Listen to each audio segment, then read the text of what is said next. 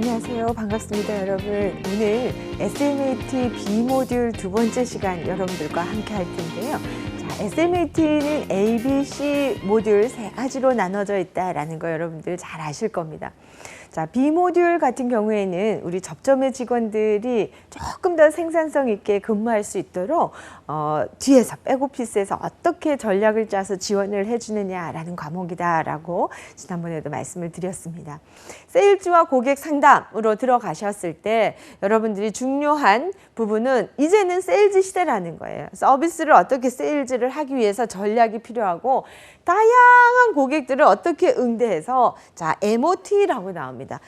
Moment of Truth라고 해서 스페인의 투 용어에서 나왔는데요. 성난, 소가 막 뛰어올 때 투사가 급소를 단방에 찌르지 않으면 자기가 그 뿔에 받쳐서 사망에 이릅니다.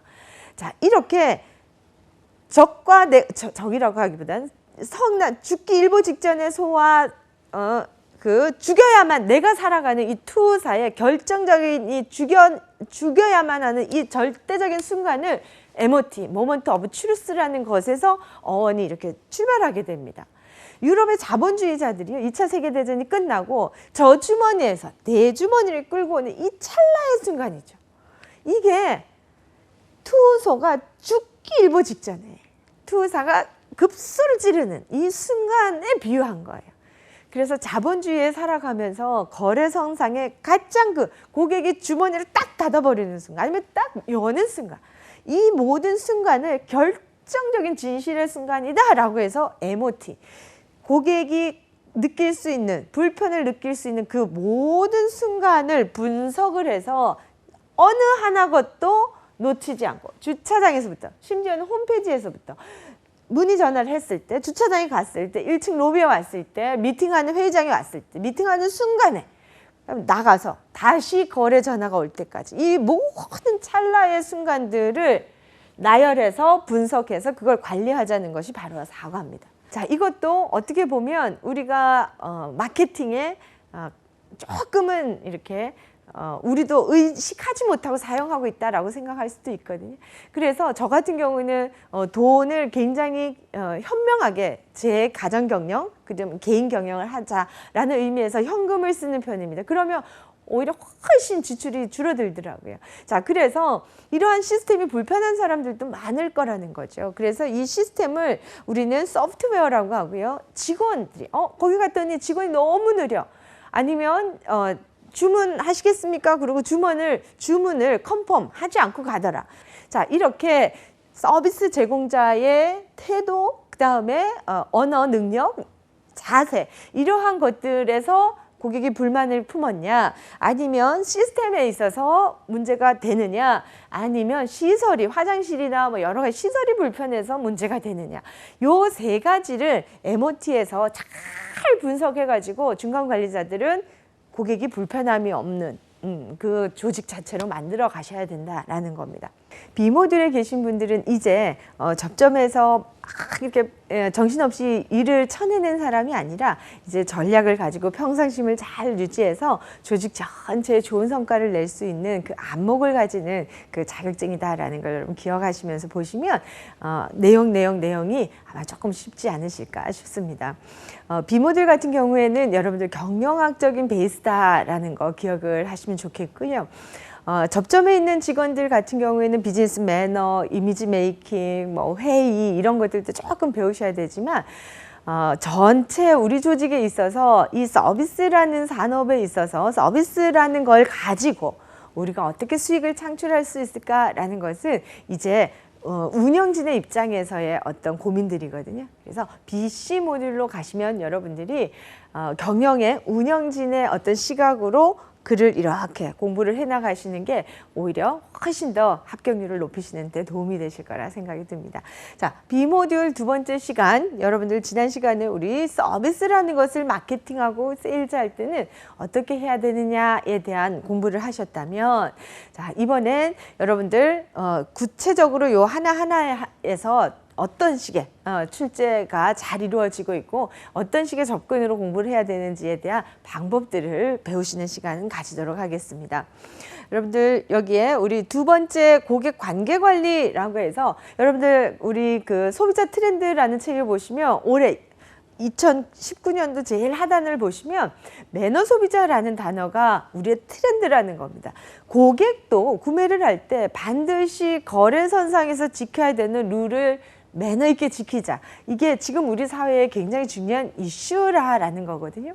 자, 우리가 우리만 고객만 생각하지 말고요. 파는 사람 입장도 이제는 같이 생각하자는 겁니다. 자, 이걸 우리는 공정 서비스라고 하는 겁니다.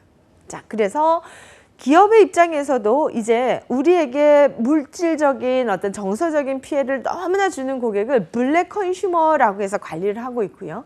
자, 고객들도 매너 소비자가 돼야 되고, 그 다음에 우리 기업들 입장에서도 고객이 원하는 걸 제대로 줄 수 있어야 돼요. 자, 그래서 이런 걸 공정하게 서로 간에 우리가 거래를 하자라는 것이 지금의 우리 소비 트렌드라는 걸 기억을 하시고, 고객과의 관계 관리에 있어서 고객들도 잘해야 되고, 또 한 번 오신 고객을 계속적으로 이용하실 수 있도록 해야 우리가 지속 가능 경영이 되거든요.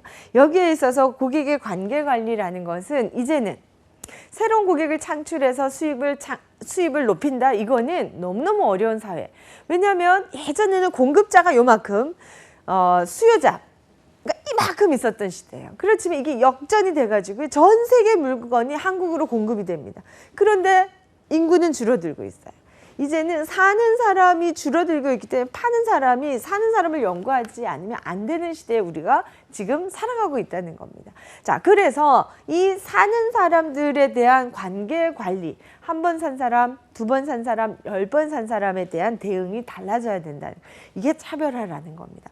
자, 그래서 이 고객 관계 관리에 대한 이해를 잘 이해하시고 보셔야 되고요. 이러한 시스템을 CRM 시스템이라고 합니다. 자, 그래서 이 접점에 있어서 고객이 어떠한 경험을 해서 기분이 나쁘다 하는지, 어떠한 경험을 해서 만족해 한다라든지, 이거에 대해서 구체적인 데이터를 가지고 있는 걸 CRM 차트라고 하는 거죠. 자, 이러한 기록들을 우리는 고객 포트폴리오라고 하고요. 이런 것들 또한 잘 업데이트하고 관리해서 고객들이 여기 생각보다 너무 좋은데? 그러면 한 번, 두 번, 이게 10번, 그리고 인생이 같이 가는 겁니다. 고객과 함께. 우리 그런 얘기 하죠. 말하지 않아도 아는 사이. 이런 게 기업들과 우리 거래 관계에서도 충분히 만들어갈 수 있는 일이라는 겁니다. 자, 그래서 이렇게 이과에 있어서는 고객과의 관계 관리가 매우 중요하다는 거 여러분들 잘 보시면서 이거 공부를 해두시면요, 내 주변 사람들과의 관계 관리도 돼요. 저는 SMAT를 여기에서 끝나지 않고 제 개인적인 삶에도 많이 적용을 하는 편이거든요. 그래서 친한 친구들의 어떤 생일, 가족 관계, 그 다음에 특이사항, 이런 것들을 기록했다가 다음번에 만날 때 그걸 고려한 선물을 준비한다든지, 그런 것들을 고려해서 관심을 가져준다. 너네 아들 어디 유학 간다던데 잘 갔니? 라고 기억했다가 물어줄 때 친구들은 어머, 어떻게 그걸 기억하고 알아주니? 라고 하면서 더 역시 나의 절친이야, 뭐 이런 이야기들을 합니다. 여러분들이 배우시는 이 SMAT는요, 비즈니스에만 적용하는 게 아니라 우리 삶에 녹였을 때 굉장히 도움이 되는 자격입니다. 그래서 여러분들 꼭 일상에 활용하시라라는 말씀을 드리고요. 자, 세 번째 파트가 바로 VOC 분석과 관리, 컴플레인 처리라고 나와 있습니다. 자, VOC, Voice of Customer, 고객의 소리를 관리하는 시스템이 자, 기업에는 많이 이렇게 장치로 되어 있거든요. 여러분들 보시면 이렇게 제가 우체국을 갔을 때도 우체국의 한 코너 가시면 이렇게 새집 모양으로 이렇게 되어 있는 게 있어요. 고객의 소리함이라고 되어 있어서 거기 메모지가 있거든요. 그러면 여기 뭐 화장실에 휴지가 떨어졌습니다. 이런 걸 써서 넣으라고. 또 우리 패밀리 레스토랑 가면 테이블 위에 버젓이 이렇게 카드가 있어요. 그래서 그걸 쓰라고, 뭐 직원 칭찬해 주세요, 이런 것들도 있어요. 그리고 저희 한국생산본부 같은 경우에도 복도마다 조그만 요런 뭐라 그러나요? 그 유리함 같은 곳이 돼 있어서 펜이랑 메모지가 꽂혀 있어요. 그러면 거기에 불편사항을 적어 주십시오라는 것들이 있거든요. 이런 것들이 다 VOC라고 하는 겁니다. 온라인 마켓은 또 고객 고객의 어떤 그 소리함 뭐 이런 것들이 이렇게 시스템적으로 마련돼 있죠. 그래서 온라인상, 오프라인상 뭐 여러 형태로든 우리는 고객의 소리를 굉장히 많이 들어야 됩니다. 그래야지만 우리가 모르는 것들을 진단하게 되는 거예요. 그래서 여러분들 한번 생각해 보세요. 여러분들도 패밀리 레스토랑 가서 테이블에 있는 그 엽서 한번 쓰신 적이 있는지, 병원에 가셔서 일반 창구 옆에 이렇게 준비되어 있는 카드를 한번 쓰신 적이 있는지. 사실요, 이것도 애정이에요. 여러분들, 사람들이 그걸 시간을 내야 되죠. 생각을 해야 되죠. 정성을 들여야 되거든요. 자, 그걸 잘 하는 고객들, 매번 하는 고객들 그렇게 많지 않습니다. 고객이 무슨 생각하고 있지? 고객은 지금 어떤 의견을 낼까? 맨날 우리는 잘하고 있는 것 같다라고 착각하고 있는데, 여러분들, 산업은 엄청나게 빠른 속도로 바뀌고 있고요. 우리 그 고객의 그 생활 환경, 정서 상태도 굉장히 다양하게 변화하고 있습니다. 그렇기 때문에 마냥 우리가 잘하고 있다라는 건 그거는 우리의 착각입니다. 그래서 고객의 소리를 잘 접수하는 것부터가 굉장히 중요한 거예요. 그래서 온라인 상으로 접수할 것인지 오프라인 상으로 접수할 것인지 아니면 우리가 물어서 데이터를 알 것인지. 제가 이용하고 있는 온라인 쇼핑 같은 경우에는 이렇게 고객의 의견을 주시면 사은품 뭐를 드립니다. 이런 것들 있죠. 그래서 고객의 시간과 노력에 있어서 보상을 해주는 거예요. 그러면 여러분도 한번 보세요. 고객 그 평가 의견 주시면은 뭘 더 드리겠습니다. 이런 프로그램들이 홈쇼핑 이런 데는 잘 마련되어 있거든요. 그래서 고객들이 자발적으로 뭘 더 주니까 그냥 시간과 노력을 당연히 준다라고 생각하면서 잘 의견을 올리세요. 그런데 일반적으로 우리가 판매를 할 때는 이렇게 보상을 해줄 수가 없는 경우가 훨씬 많잖아요. 자, 그럴 때는 아주 질문 사항이 짧아야 돼요. 많으면 고객들이 절대 하지 않거든요.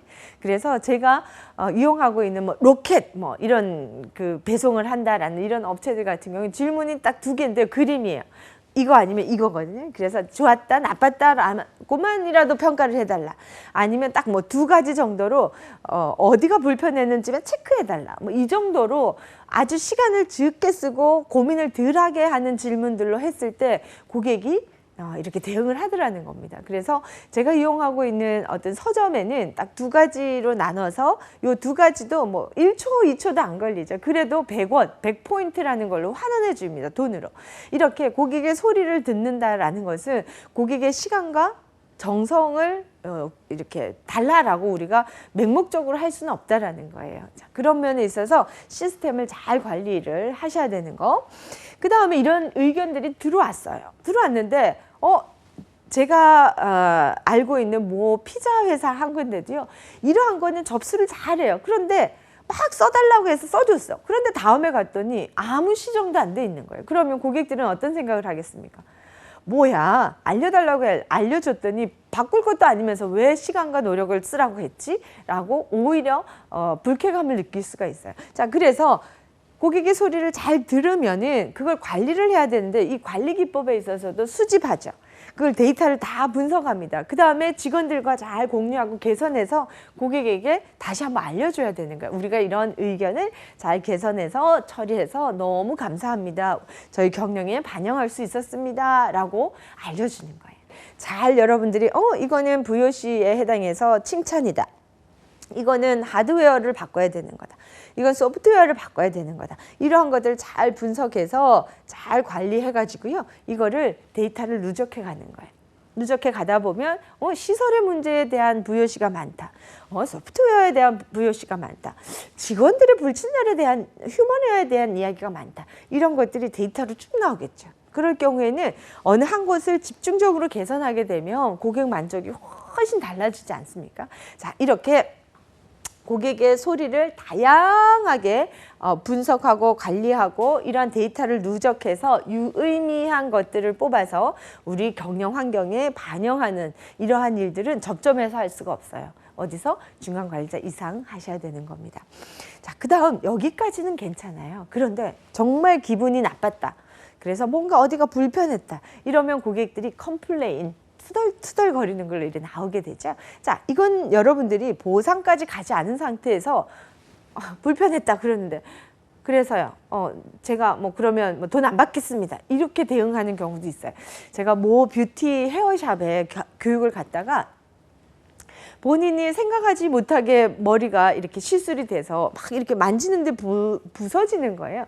고객이 얼마나 놀라겠습니까? 이 머리 같은 경우에는 한번 기르기도 어렵고 변화하는 것도 굉장히 결심을 해야지 머리 스타일도 바뀌는 거거든요.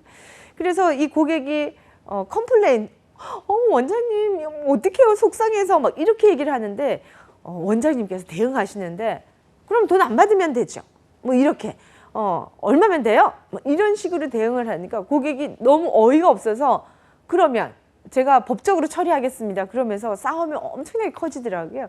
자, 여러분들 컴플레인이라는 것, 물론 이렇게 머리가 바스라질 정도가 되면 반드시 변상이라는 건 따라와야 되겠지만 1차적으로 이분이 하신 건 몇 번 왔던 관계이기 때문에 컴플레인에 해당하는 겁니다. 그래서 지금 내가 놀랐습니다. 머리가 부서져서, 그리고 제가 원했던 스타일이 안 나와서 당황스럽습니다 라는 어떤 감정에 대한 이야기예요. 그러면 정서를 먼저 건드려 주셔야 돼요.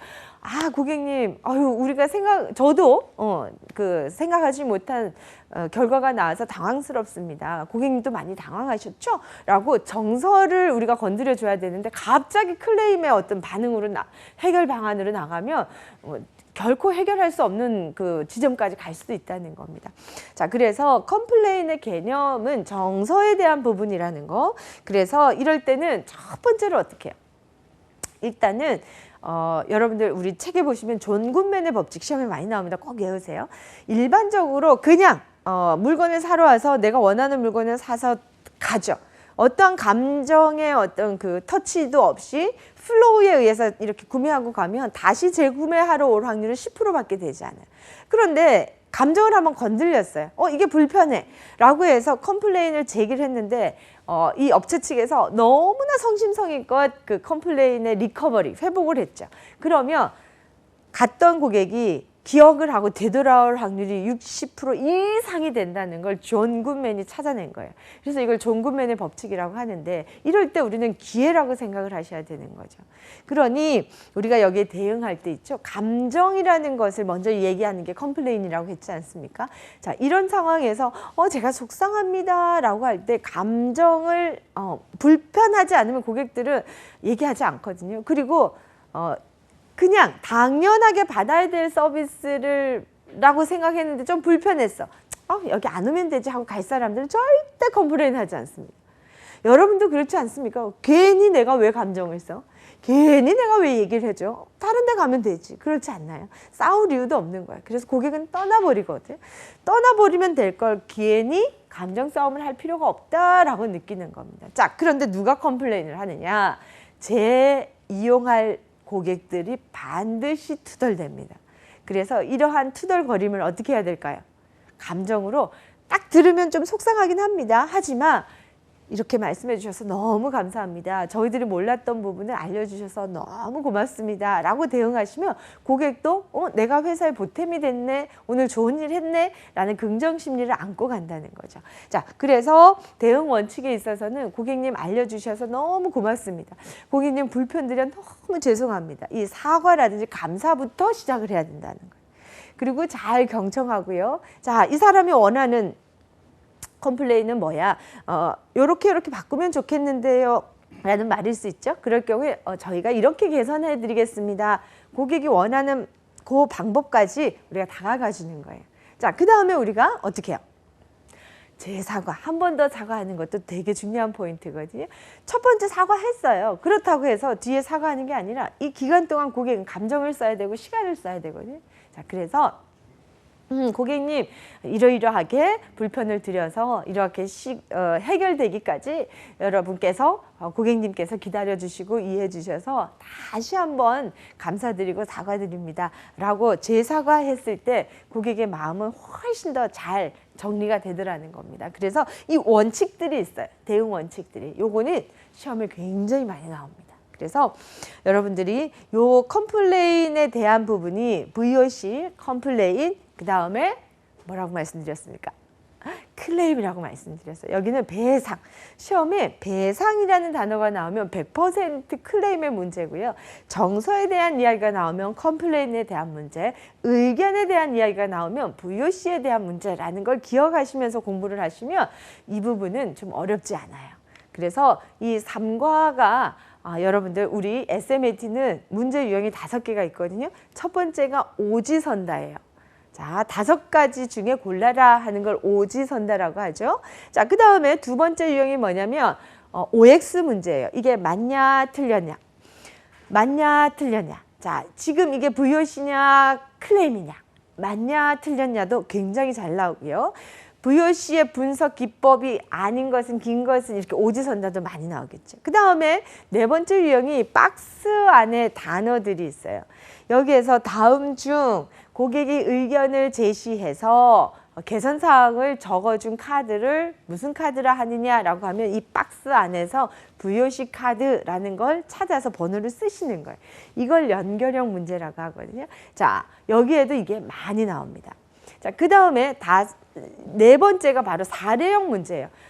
지금 이 고객의 불만 사례가 어떤 직원은 이렇게 대응하고 어떤 직원은 저렇게 대응했을 때 가장 좋은 방법은 뭐냐라고 해서 사례, 그러니까 B 모듈에 있어서 비즈니스 진짜 현장에서 일어날 수 있는 사례를 가지고 사례형 문제를 풀어내셔야 되거든요. 거기에 있어서 사례로 나올 수 있는 상황은 이 3과가 가장 많다라는 겁니다. 그래서 여러분들이 5번째 유형이 이걸 다 섞어놓은 유형의 문제를 통합형 문제라고 그래요. 그래서 우리 그 SMAT 문제에 있어서 사례형 문제, 그다음 통합형 문제, 비모듈에 있어서 가장 많이 나올 수 있는 파트 자체가 우리 이 3파트라는 걸 기억하시면서 문제를 푸시면 조금 어렵지 않으실 겁니다. 자, 그래서 3과 같은 경우에는 문제의 분량도 많기 때문에 구석구석 좀 보시고요. 또 여러분들이 용어 자체가 조금 어려울 수 있는 것들이 여기 3과에 많이 배치되어 있습니다. 그래서 용어 정리하시면서 공부하시길 바랍니다. 자, 그 다음 네 번째로 나오는 것이 서비스의 유통관리예요. 자, 첫 번째도 말씀드렸지만 좋은 서비스다 그러면 가까운 곳에, 그 다음에 편리한 곳에 있으면 좋겠죠. 자, 그런데 역을 나와서 바로 백화점이 있고 역을 나와서 바로 커피숍이 있다면 그런 곳을 우리는 부동산 전문 용어로 역세권 이렇게 이야기하는 겁니다. 자, 그래서 역세권 이런 곳은 당연히 임대료가 높고 땅값이 높겠죠. 그리고 새로운 건물 이런 것도 당연히 임대료가 높겠죠. 자, 이렇게 자본이 많은 기업에서는 그걸 실현할 수 있지만 자본이 없는 기업에서는 이게 실현할 수가 없어요. 그래서 일반화하기에는 좀 어렵지 않나라는 생각이 듭니다. 자, 그렇다면 서비스의 유통에 있어서 아주 멀리 우리가 역세권이지 않은 곳에 위치해 있단 말이에요. 그렇다면 뭘 어떻게 경쟁력을 삼으시겠습니까? 자, 2시간 거리에 어떤 백숙집이 있다. 이런 경우에 우리가 서울시 이렇게 여러분들 뭐 도심 안에 백숙집이 있어도 가시긴 하겠지만 자연 환경에 있어서 우리가 백숙집 이럴 때는 뒤에 좀 이렇게 나무도 있고 뭐 냇가도 있고 이러면 더 맛있을 거 아닙니까? 그래서 자연 환경의 어떤 차별화, 그 다음에 양의 차별화, 아니면은 정말 뛰어노는 닭을 볼 수 있다든지 뭐 여러 가지 차별화가 있을 때 고객이 찾아온다라는 거죠. 자, 그래서 서비스의 유통에 있어서는 어떤 제품이 어떠한 특성을 가지면 좋은지를 잘 이해하시면 이 부분은 문제풀이가 어렵지 않다라는 겁니다. 그래서 서비스를 구매함에 있어서 편리하게 입지 조건이 중요한 제품이 있는가 하면 아니면 정말로 뭐 아까 말씀드렸던 백숙집처럼 산 밑에 있어서 좋은지 이런 물리적 환경 이런 것들이 구매에 영향을 미친다라는 것을 잘 보셔야 되고요. 자, 그래서 우리가 제품이고 간단한 것 같은 경우에는 오히려 온라인 구매가 쉽다라고 하지만 우리가 너무너무 이렇게 푹 쉬고 싶다 이럴 때는 어떻습니까? 쉬고 싶다는 어떤 휴식에 관련된 부분은 멀어도 상관이 없지 않습니까? 자, 그래서 유통에 있어서 제품에 따라 가지고 채널을 달리하라는 게 핵심 포인트예요. 그래서 우리가 가진 이 제품이 온라인으로 판매했을 때 좋을지 오프라인으로 판매했을 때 좋을지 아니면 뭐 여러 가지 이걸 섞어서 좋을지 이런 것들에 대한 이해를 가지고 우리 제품을 보라라는 이야기고요. 자, 앞으로 우리 시대는요, 온라인 구매가 월등히 넘어서죠. 오프라인 구매보다 온라인 구매가 넘어섰기 때문에 전자적인 어떤 유통 경로 관리 이런 것들이 굉장히 잘 이루어져야 되는 겁니다. 그래서 전자적 유통 경로 관리를 잘 하시라고 이 문제도 빈번히 나온다라는 거 여러분 기억하셔야 될 것 같습니다. 자, 그래서 사과의 유통 관리는 우리가 여러분들 그 되게 맛있는 집이 대박이 났어요. 그래서 이 집이 많은 사람들이 프랜차이즈 내주세요 한단 말이에요. 프랜차이즈를 내서 좋을까요? 안 내서 좋을까요? 여기서부터 이제 유통 채널을 만들 것인지 안 만들 것인지 이런 것들도 중요한 포인트입니다. 자, 그런데 프랜차이즈를 내는 것들도 유통의 하나의 또 과정이 생기는 거죠. 그럴 때 유통에 있어서 프랜차이즈화 할 것인지 아니면 에이전트 할 것인지 아니면 브로커를 끼고 할 것인지 이렇게 유통의 용어들이 굉장히 많이 나옵니다. 자, 그래서 여러분들이 이 사과에서 보실 부분은 유통의 채널들의 이름, 명칭 이런 것들이 시험에 많이 나온다라는 거 기억하시고요. 또 일상에서 우리 보면 에이전트, 축구 에이전트 이렇게 이야기를 하거든요. 그 다음에 마약상끼리, 그러니까 마약을 필요로 한 사람, 파는 사람 사이에 낀 사람은 우리 브로커라고 하는 거예요. 그래서 뉴스를 보시면 또 간혹 나오죠. 그 다음에 우리가 프랜차이저, 프랜차이지, 프랜차이징을 받는 사람, 이 사람들은 노하우를 다 뭐예요?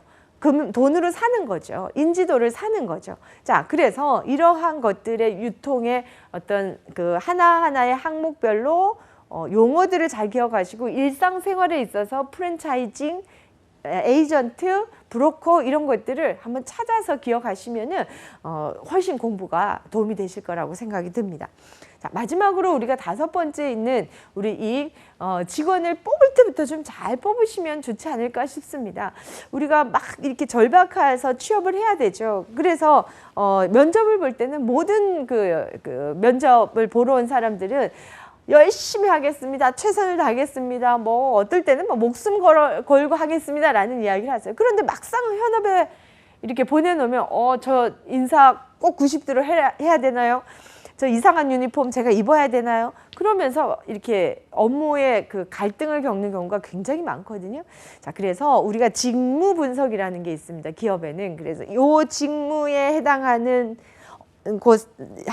사람은 어떤 자질을 가지고 어떠한 역량이 뭐예요, 여러분들? 역할을 해낼 수 있는 깜냥을 이야기합니다.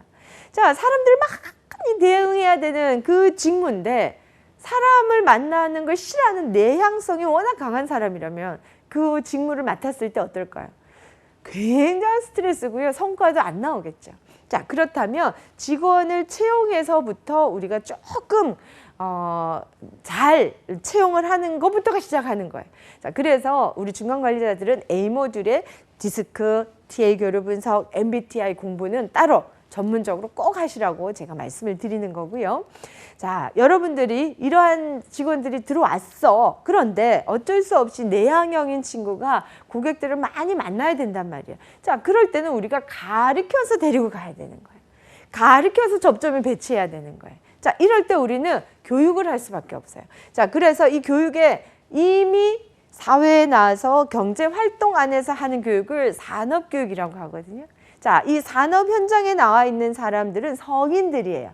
그렇죠? 우리 미성년자가 활발하게 경제활동할 수 없잖아요. 자, 이 성인들은요, 의식주, 나와 먹고 사는 문제, 나와 급여와 관련 없는 교육 이런 것들은 굉장히 듣기 싫어해요. 이거 배워서 그래서 어떻게 하자고 이렇게 나오거든요. 자, 그래서 학령기의 아이들이 꼭 이순신을 배워서 나와야 되고 세종대왕을 알고 졸업을 해야 되는 거하고는 달라요. 성인들에게 이순신을 또 가리키면 저 배웠던 건데요. 이렇게 나온다라는 거예요. 안 들어요. 그래서 접근법이 좀 달라야 돼요. 그래서 성인 교육을 안드라고지라고 하는 겁니다.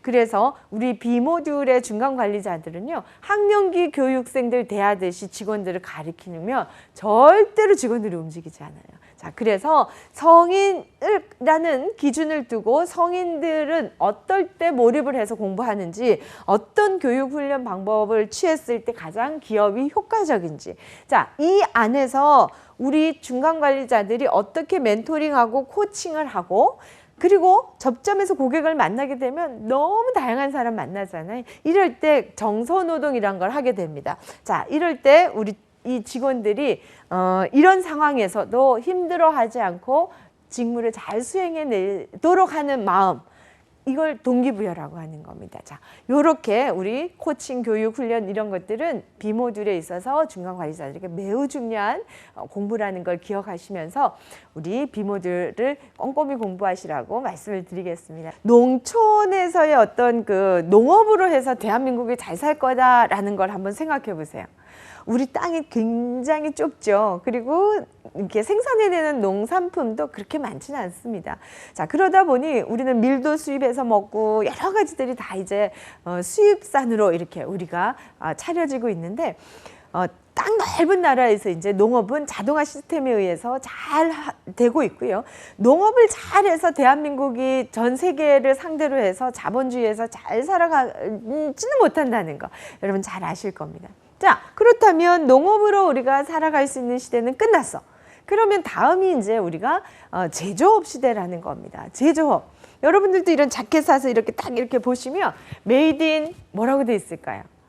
물론 고급이신 분들은 뭐 이태리 뭐 이럴 수도 있겠지만, 자, 지금 제조업조차도요, 메이드 인 코리아를 찾는 것보다 저기 우리보다 조금은 더 따라 올라오고 있는 나라들이 많을 겁니다. 자, 이렇게 제조업도 이미 자동화가 돼서 우리가 90년대 후반에 IMF 기금을 우리가 차용해서 쓰는 그 시절에 구조조정을 통해서 사람들이 이 자켓 하나를 이렇게 만든다 하면 10사람이, 한 사람은 단추 사러 가고, 한 사람은 천을 사러 가고, 한 사람은 치수를 재고, 한 사람은 천을 자르고, 다 이렇게 붙어서 우리가 노동이 되던 시대가 지났습니다.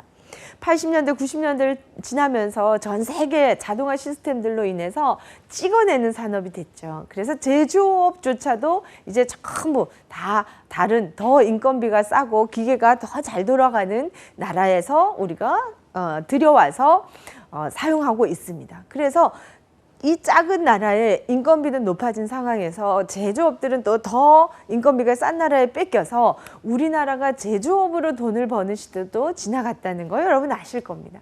지금 현재 우리도 제조업으로도 경쟁이 안 되고 농업으로도 경쟁이 안 돼.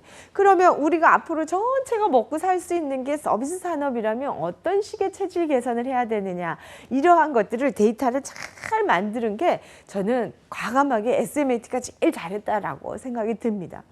대한민국이 앞으로 우리 지금 작은 나라에서 사람들이 관광으로 오는데 한번 역으로 생각을 해보세요. 우리도 해외 관광을 가죠. 그러면 이태리에서는 뭘 사와야 되고, 독일에서는 뭘 사와야 되고, 가까운 일본에서는 뭘 사오는 게 좋다. 그렇다면 우리나라에 특별하게 뭔가 팔 수 있는 것들이 아직까지 딱 뭐다 할 게, 제가 생각할 때는 뷰티 산업, 그 다음에 한국 가면 이제 어느 나라든 가든 외식업이죠. 뭐 한국 전통 음식 이런 것들을 먹고 경험하게 되는 겁니다.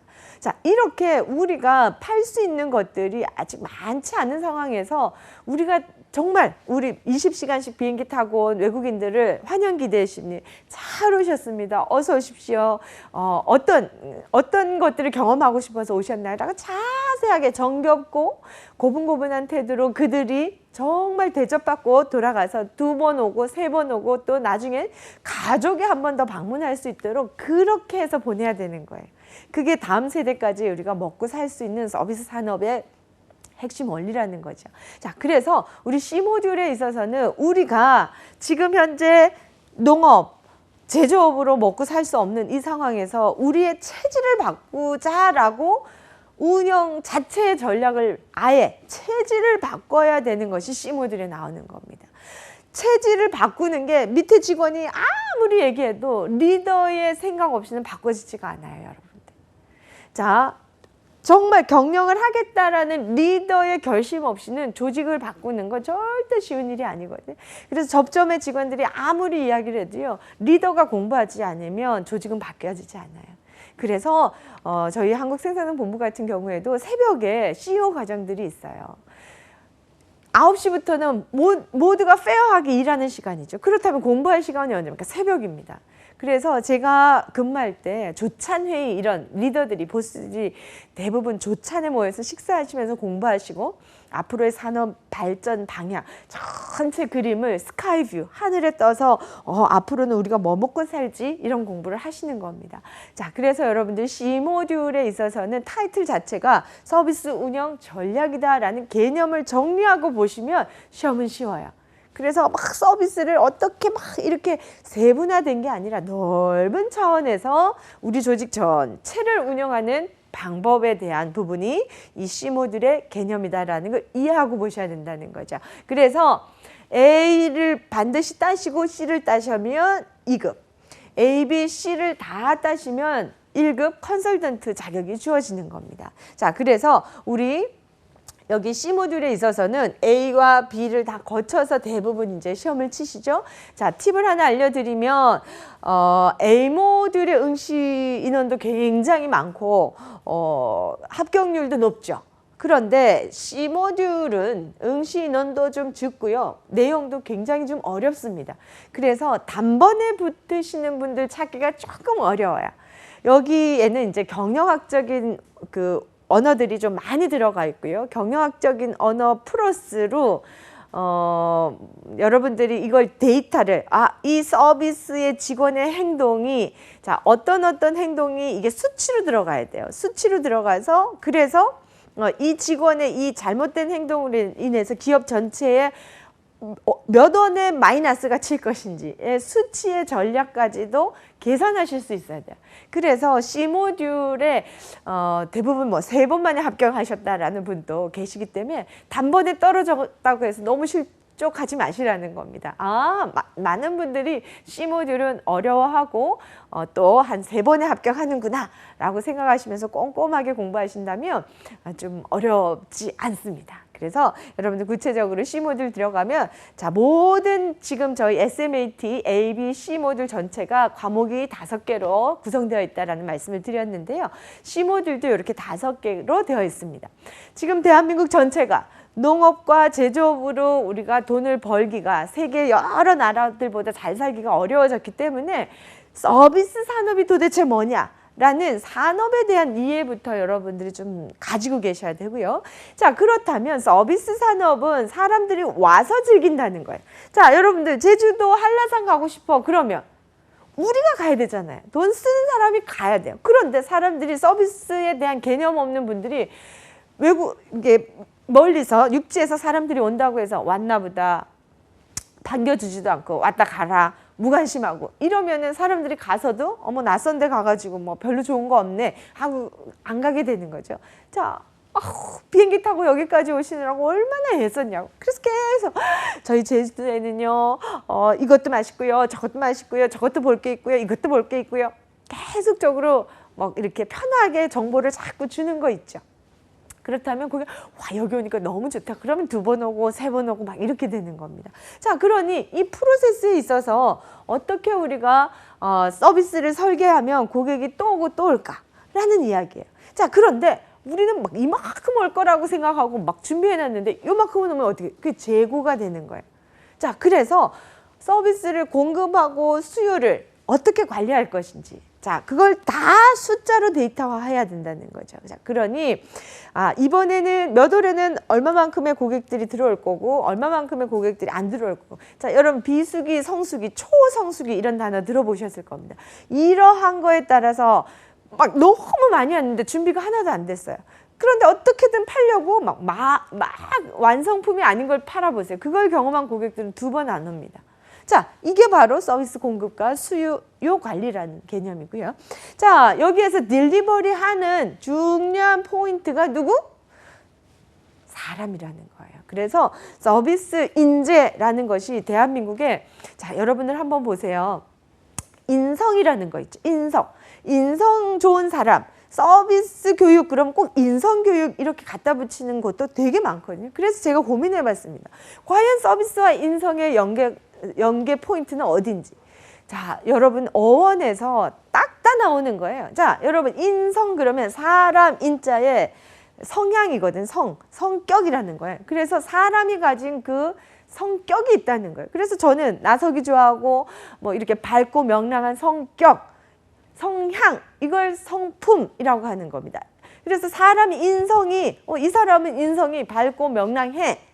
그런데 저하고요, 내성적이고 얌전하고 나서기를 싫어하는 사람과 일을 해야 된단 말이에요. 자, 이럴 경우에는 무언가 어떻게 타인을 향해 있는 사람, 저 사람을 이해하는 사람이 인성이 좋다고 하죠. 첫 번째로는 내 중심적인 사람이 아니라 타인 중심적인 성향을 가진 사람이 인성이 좋다. 자, 두 번째는 우리가 지금 밥을 먹어야 돼. 회사 카드로 밥을 한 번 긁어 먹을 수 있어. 그런데 저는 면이 먹고 싶고 저희가 밥이 먹고 싶어요. 그러면 인성이 좋다는 건 어떤 겁니까? 제가 서로 면이 먹고 싶어도 제 걸 놓고 밥이 먹는 친구에 대해서 맞춰줄 수 있는 사람을 우리는 인성이 좋다라고 합니다. 그런데 어느 누구도 내가 하고 싶은 거 포기하고 싶지 않죠. 자, 어떤 고객이 와가지고 파랑색, 자기가 원하는 파랑색의 돈을 지불하고 싶지, 회사에서 만들어 놓은 내가 원치 않는 또 톤의 파랑색이 있어요. 그거를 사라고 하면 절대로 사지 않는다라는 거예요. 자, 그래서 서비스라는 것은 제가 우리 지난 모듈에서도 말씀을 드렸는데요. 세르부스, 슬라브에서 단어가 출발했다고 말씀드렸습니다. 노예의 가장 중요한 자질은 뭡니까? 주인의 말에 복종하는 겁니다. 늘어지게 자고 있는데 주인이 불러요. 그러면 아이씨 왜 불러? 대답 안 해야지. 이런 노예가 없죠. 절대적으로 복종을 해야 되는 겁니다. 잠을 얼른 깨워서 상대에게, 주인에게 맞춰야 되죠. 이 맞춰준다라는 것이 노예의 중요한 자질이고요. 1차 세계대전, 2차 세계대전 지나면서 servant, 하인, 그죠? 이런 사람들도 또 주인에게 맞췄어요. 지금 우리 현대사회에서 물건을 사려고 하는 사람에게 맞춰주는 걸 서비스라고 하는 거예요. 인성이 나와 다른 의견, 나와 다른 사람에게 맞춰주는 사람 맞나요, 여러분들? 저는 이렇게 살아가면서 저희 강사분들하고도 일을 할 때 어떤 강사는 이렇게 일을 하자고 하는데 어떤 강사는 이렇게 일을 하자. 여기에서도 서로 맞춰주는 게 쉽지 않아요. 심지어 가정에서도요. 제가 아이들 봐도 어떤 아이는 A 통닭이 먹고 싶고요. 어떤 아이는 B 통닭이 먹고 싶어요. 그런데 맞춰주지 않아요. 서로 아니야, 서로 내가 먹고 싶은 통닭 먹을 거야 이러면서 싸움을 하는 거예요. 심지어 배우자도 그렇죠. 오늘은 아침 제발 빵 먹읍시다 하는데 저 배우자는 무슨 소리야, 아침 무조건 밥이지. 서로 맞추는 게 쩔tan거 쉽지 않아요, 여러분들. 그런데 가정에서도 형제 간에, 배우자 간에도 맞추기 어려운데 우리가 생판 모르는 사람을 만나는 걸 비즈니스 환경이라고 합니다. 자, 일하러 가셔서도요. 여러분 직장 한번 돌아보세요. 직장 안에 여러분들 학연, 지연, 혈연 이미 뭐 언제부터 만났던 사연이 있는 관계가 아니지 않습니까? 이 사람도 돈 벌기 위해서 나오고 저 사람도 직장 생활하기 위해서 나와서 나와 다른 인성을 가진 사람들이에요. 이 두 사람이 자, 만나서 타인 지향적으로 서로 맞춰주려고 할 때 비즈니스가 이루어지고요. 이렇게 해주는 인성이 좋은 직원이 많은 회사가 성장하는 회사입니다. 자, 그래서 많은 회사에서 인성이라는 이야기들을 많이 서비스에 갖다 붙이는 이유가 서로 맞춰가면서 일을 하자라는 겁니다. 하물며 우리 기업의 수익을 창출해낼 수 있는 고객들이 왔을 때 그들의 요구를 맞춰줄지 모르면 서비스가 나쁘다라고 한다는 거죠. 자, 그래서 서비스라는 개념 자체에서 여러분들 맞춰줄 수 있는 인적 자원 관리, 이 개념이 매우 중요합니다. 자, 그러니 맞춰주는 어떤 태도의 행위, 이런 것들은 A 모듈에 나오고 있고요. 자, 그걸 교육하는 사람들을 B 모듈에 계신 분들이라고 하는 겁니다. 전체 이게 이루어지면 어떻습니까? 바로 고객 만족 경영이 이루어지고 있다고 하는 거죠. 자, 그래서 요렇게 C 모듈은 조금 여러분들 어려울 수 있어요. 자, 그래서 구석구석 여러분들이 꼼꼼하게 어려운 용어를 이해하고 시작하시면 시험에 합격하실 수 있는 방법이다라고 알려드리겠습니다. 그래서 서비스 산업에 있어서는 자, 여러분들 보세요. 서비스 산업에 있어서 아프거나 그러면 아픈 사람이 찾아가야 되죠. 왕진 의사가 오는 경우가 좀 드물지 않습니까? 자, 많은 환자를 처리해야 되기 때문에 환자가 가야 돼요. 자, 제가 머리가 길었습니다. 자, 그러면 머리를 자르러 제가 가야 되죠. 그래서 고객에게 직접 가야 되는 서비스가 있는가 하면, 자, 직접 오는 서비스. 지금 차가 퍼졌어요. 그러면 어때요? 자, 수리센터에서 이렇게 차가 오시죠. 그래서 와야 되는 서비스가 있어요. 그리고 관광산업 이런 것들은 한라산에 우리가 가야 되는 거예요. 그래서 가는 서비스, 고객이 직접 가는 서비스, 오는 서비스, 이런 것들에 따라 가지고 서비스의 유형이 달라진다는 겁니다. 어떻게 처리하는지 플로우가 달라진다는 거죠. 자, 그래서 유형별 서비스가 어떤 것인지, 그들의 서비스는 어떤 특성을 가지고 있는지. 자, 그 다음에 지금 우리가 딛고 살아가고 있는 이 사회가 서비스 경제 시대라는 거 또 이해하셔야 되고요. 자, 서비스 패러독스의 시대, 여러분들 잘 기억하셔야 됩니다. 자, 여러분들 한번 보세요. 열심히 이 가게도, 이 치킨 아저씨 집도 A 치킨 사장님도 열심히 하고 있고요. B 치킨 사장님도 열심히 하고 있어요. 이게 내가 더 많은 매출을 올리고 싶은데 고민을 하시다가 전략을 짜신 거예요. 감자튀김을 주자. 치킨 한 마리를 시키면 감자튀김을 주자라고 한 거예요. 그랬더니 사람들이 일로 매출이 밀리는 거예요. 이 B 치킨 사장님이 어머, 우리가 매출이 떨어지네. 그러면 나도 감자튀김을 주자. 이렇게 하는 거예요. 사람들이 봤을 때 A도 감자튀김을 주고 B도 감자튀김을 주기 시작하는데 이제는 공정해졌어요. 여러분들 한번 보세요. 이게 당연하게 이제 감자튀김은 고객이 받기 이제 당연한 상품이 됐어요. 그런데 갑자기 어느 날 감자를 쑥 빼면 어떨까요? 고객이 받던 걸 못 받으니까 이거 뭐야? 라고 되는 거예요. 자, 만족하지 못하겠죠. 그런데 여기에서 더 올리면은 우리가 수익이 남지 않는 거예요. 그래서 올릴 수가 없는 거예요. 자, 여기에서는 최대치 이윤, 최소의 이윤만 남기고 최고의 서비스를 제공하고 있다고 생각하는데 모든 치킨집이 감자를 제공하기 시작을 해버리니까 어때요? 고객은 당연하게 느낀. 그래서 지금 모든 산업에서 정말 열심히 서비스하고 있는데 고객들이 이미 이런 것들이 학습이 돼서 만족감이 뚝 떨어져 있는 거예요. 이러한 시대를 서비스 패러독스의 시대라고 하는 거예요. 자, 그래서 이 시대에는 우리가 뭘 열심히 하면 좋을까요, 여러분들? 답이 좀 생각나세요? 아주 전문적이거나 아주 정말 다른 사람들이 따라할 수 없는 그 특별함이 없이는 더 이상 성장할 수가 없어요. 그러니 여러분들이 서비스에 있어서도 우리 직원들이 다 전문화돼야 된다라는 취지에서 많은 기업에서 A, B, C 모듈을 취득하시면 인사고과에도 반영해 준다라고 공포하는 회사들도 아주 많이 생겼다라는 겁니다. 그러니 대학생인 여러분들, 특성화고 학생인 여러분들이라면 직장에 나가기 전에 미리 이 서비스 경영 능력 자격을 갖추신다면 아무래도 기업에 들어가셔서 인재로 빨리 여러분들이 인정받으실 수 있지 않을까 싶습니다. 자, 그래서 이 비즈니스가 유형에 따라서 고객이 찾아가느냐 아니면 업체에서 고객을 찾아가느냐에 따라 가지고 모델이 이게 달라지는 겁니다. 이러한 것들이 서비스 산업의 전체 개론이다라는 걸 기억하시고요. 자, 두 번째로 가시면 그래서 우리가 갈지 고객이 올지 여기에 따라서 프로세스의 설계가 달라지게 하자라는 거죠. 자, 그래서 찾아간다면 오히려 또 뭡니까? 그 중간에 이제 가야 되는 교통수단들도 있겠죠. 이럴 때 고객을 너무 기다리게 한다든지 그죠? 약속 시간에 예측이 가능하지 않게 한다든지 이러면 안 되죠. 그래서 요럴 때 찾아간다면은 직원들이 빨리 가는 게 좋은지 아니면 다 장비를 가지고 가는 게 좋은지 이런 거에 따라서 고객이 느끼는 만족도의 품질이에요. 자, 그래서 고객이 어떻게 해줄 때 만족스러워 하느냐에 대한 품질을 측정을 어떻게 할 건지. 자, 고객이 이거는 이 정도 해줘야지 되는데 라고 생각하는데 우리는 준비를 요만큼 못했어요. 자, 그러면 고객의 기대치와 갭 차이가 엄청나죠. 자, 우리가 여기서 중요한 건 뭐냐면 고객이 기대하는 거예요.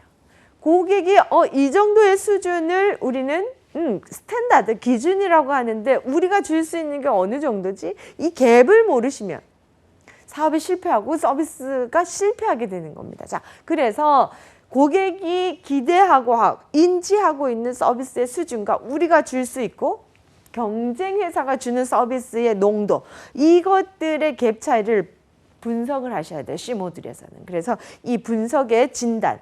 자, 그 다음에 R&D라고 해서 Research and Development예요. 서비스. 내가 열심히 하고 있지만 주변의 기업들은 얼마만큼 열심히 하고 있는지 계속 리서치, 조사하시고 디벨롭, 내가 변화하고 성장하려고 노력을 하셔야 돼요. 자, 그래서 이런 것들. 그 다음에 이 리서치하고 디벨롭먼트 한 이러한 분석 결과를 우리 프로세스에 어떻게 재배치하느냐는 거죠. 그래서 우리 회사가 고객들이 찾아오셨을 때 얼만큼 좋은 느낌을 줄 수 있는가, 이런 것들을 프로세스를 리모델링하는 기법, 그 다음에 이 프로세스를 어떤 식으로 우리가 개선을 할 것인가에 대한 방안들, 이런 것들이 이 과목에 나옵니다. 자, 3과목에 들어가시면, 자, 우리가 많이 오면 좋죠. 고객이 뭐 넘쳐나는 건 행복한 일 아닙니까? 자, 그런데 갑자기 왔는데 우리는 오늘 300그릇밖에 준비 안 해놨어. 근데 500명이 왔어. 그러면 아쉽게 돌아가서 다음에 와주면 좋지만 저기 가면 못 먹어. 그러면서 다른 메뉴를 이용하거나 다른 가게를 갈 수가 있어요. 그럼 고객을 떠나보내게 되는 거거든요. 자, 그래서 우리가 가진 역량 안에서 어떻게 우리가 얼마만큼 줄 수 있는지 고객에게 미리 고지한다든지. 그래서 고객들이 우리는 2시까지만 장사해요. 오전 장사만 해요. 뭐 이렇게 고지가 상호 이해가 됐다면 고객이 학습이 되어 있으니까 2시 전에 오겠죠. 자, 그런데 이러한 서비스, 고지의 서비스를 하지 않은 경우에 고객들이 뭐 3시에 와가지고 문 닫은 가게만 경험을 한다면 다시는 오지 않을 거라는 겁니다. 자, 이렇게 서비스에 있어서 우리가 공급을 해줄 때 얼마만큼 올지를 미리 예측을 하자는 겁니다. 자, 왔어. 그런데 고객이 기다려. 그러면 자, 여러분들도 맛집 가가지고 기다릴 때 어느 정도 기다리실 수 있을 것 같아요. 대기 행렬 모형이라고 해서 기다릴 경우에 고객이 다른 마음 가지고 다른 매장을 간다든지 이렇게 하지 않기 위해서 음료수를 제공한다든지, 아니면 모 패밀리 레스토랑에는 아이들 고객에게 쿠키를 찍어보도록, 아직 구워지지 않은 생지 있죠. 이런 것들을 찍는 모형이 있어요. 그래서 이렇게 진저브레드라고 해서 이렇게 사람 모양 있죠. 이걸 찍고 거기다가 아이들 이름 있잖아요. 벤이면 벤이라고 이렇게 쿠키에다 써주는 거예요. 그러면서 오븐에다 대기 관리실에 오븐이 있어요. 그래서 본인의 이름을 쓴 그 쿠키 생지를 오븐에다가 집어넣게 하는 거죠. 그러면 얘는 자리 나기를 기다려가 아니라 나의 진저 쿠키가 구워지기를 기다리는 시간으로 전환해버리는 겁니다. 자, 이렇게 기다리는 시간이 즐겁도록 해서 떠나지 않게 우리가 노력을 해야 돼요. 자, 그래야 수익이 이어지겠죠. 이러한 것들을 우리는 대기행렬 모형이라고 하고요. 자, 내가 여러분들에게 제공해 줄 만한 이 제품이 여타의 경쟁 상품과 어느 정도의 가격의 위치인지를 알아야 되는 거예요. 자, 그래서 가격을 매기고 여기에 있어서 우리가 할인을 해줄 수 있는 거, 안 해줄 수 있는 정도. 자, 그 다음에 고객이 이 제품에 대해서, 이 서비스에 대해서 얼마를 지불할 건지에 대한 어떤 표준, 이런 것들이 우리가 데이터를 갖고 이제 사업을 시작해야 된다는 겁니다. 자, 그래서 서비스에 있어서 고객의 기대 관리, 자, 공급 능력 계획 수립.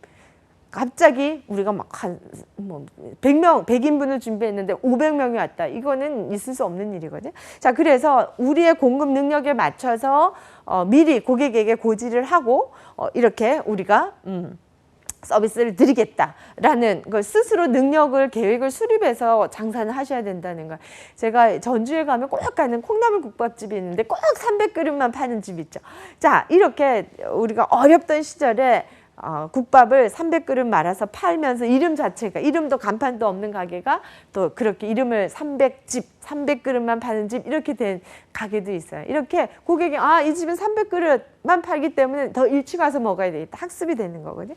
자, 그래서 이러한 서비스에 있어서 공급 수요 관리가 운영 관리 전략을 짤 때부터 나와야 된다는 겁니다. 자, 그 다음에 우리 인적 자원 관리, 현장에서 고객들을 대하는 직원들이 얼만큼 중요한지를 좀 아셔야 돼요. 그래서 이 직원들을 채용 단계부터 전문가까지 만들려면 어떻게?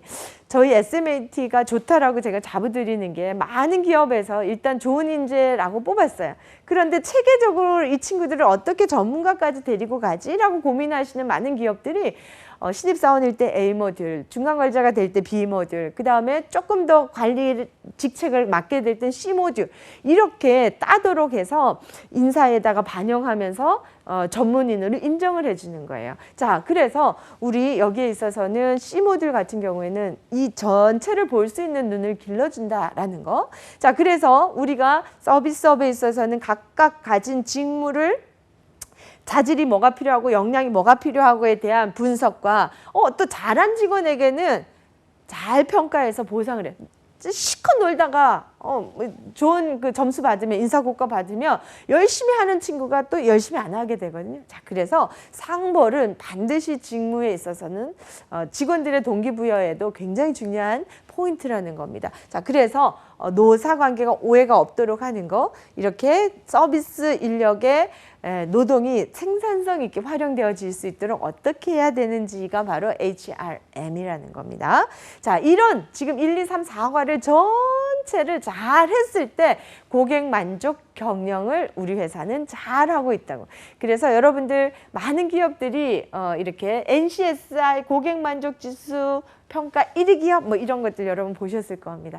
자, 이러한 것들을 다면 평가를 해서 한국생산성본부에서 1위다, 2위다라는 그 채점을 하게 되는 거죠. 자, 그런 다면 평가의 전체적인 내용을 어느 정도 알고 있어야지만 내가 운영도 할 수 있고 전략도 짤 수 있다. 이게 바로 SMAT C 모듈에 대한 내용이다라고 말씀을 드릴 수가 있습니다. 그래서 여러분들 C 모듈은 조금 용어들과 계산을 해야 되는 이런 부분들에 있어서 조금 고민스러울 수 있지만 여러분 충분히 하실 수 있다라고 생각이 듭니다. 그래서 앞으로 서비스 사회가 된 우리 한국 사회에서 우리 모두가 조금 힘들이지 않고 수월하게 살아가는 중요한 자격으로 SMAT 공부를 즐기셨으면 좋겠습니다.